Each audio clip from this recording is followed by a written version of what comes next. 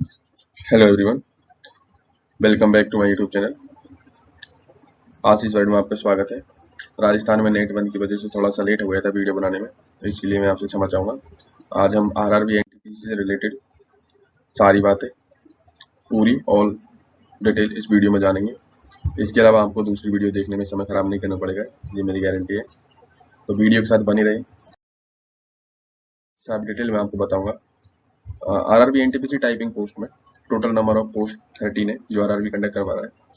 उसमें जो typing post है वो 6 है। लेवल 2 और लेवल 5 में टाइपिंग है।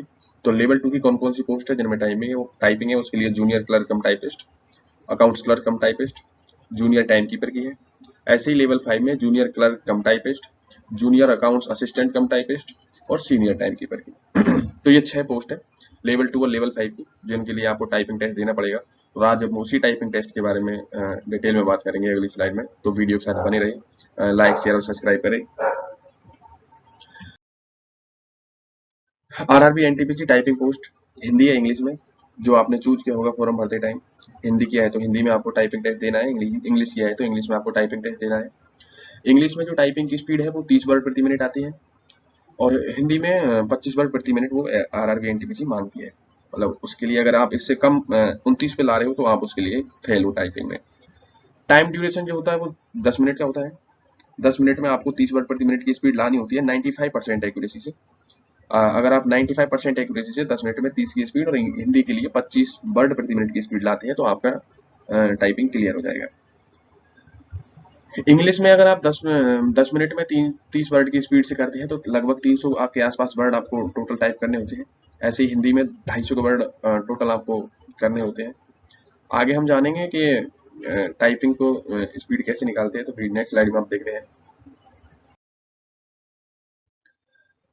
उससे पहले एक और इन्फॉर्मेशन है कि इंग्लिश में 5% की एरर की छूट दी जाती है आरआरबी के द्वारा। मतलब 15 वर्ड की गलती आप कर सकते हो, 15 वर्ड तक वो आपको माफ कर देगी। 15 वर्ड में इसलिए बोल रहा हूँ क्योंकि 300 का 5% निकालते हैं तो 15 वर्ड ही आता है। 5% एरर मिस्टेक छूट उसमें दी हुई होती है। ऐसे ही हिंदी में 5% एरर उसको माफ कर दी जाती है, यानी 250 का आप 5% निकाल के देखोगे तो 12.5 वर्ड आएगा। सबसे इम्पोर्टेंट बात एनटीपीसी टाइपिंग से रिलेटेड जो है वो ये है कि नॉर्मली जो टाइपिंग कंडक्ट करवाई जाती है एलडीसी में या एसएससी में, उन सब में टाइपिंग बैक स्पेस यूज करके और 90% की एक्यूरेसी चाहिए। लेकिन रेलवे में बिना बैक स्पेस यूज करे 95% की एक्यूरेसी चाहिए।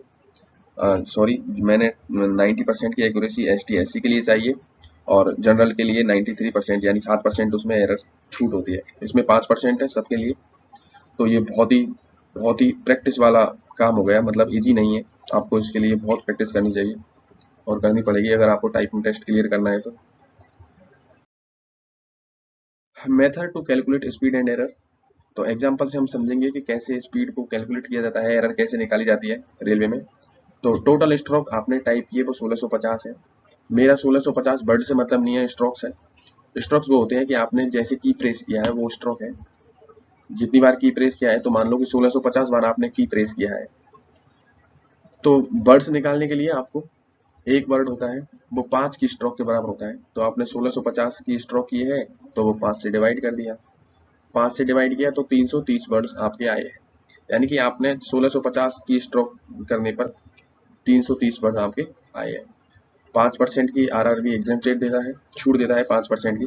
तो 330 का 5% निकाल के देखते हैं तो वो 16.5% आपका छूट मिस्टेक आ जाती है। एग्जेम्प्टेड मिस्टेक होती है, एग्जेम्प्टेड मिस्टेक्स होती है आरआरबी ये देता है। और सपोज करो, मान लो कि आपने 25 एरर किए हैं, मतलब 16.5 तो रेलवे छूट देता है 330 वर्ड अगर आप करते हो तो, और 5% 25 किया आपने मिस्टेक्स किया है, तो पेनल्टी या रिमेनिंग मिस्टेक आपको निकालनी है। तो उसमें से टोटल मिस्टेक्स में से 5% की मिस्टेक्स आपको माइनस करनी पड़ेगी। तो टोटल मिस्टेक्स अपन ने 25 मानी है, उसमें से 16.5 आपको घटानी है।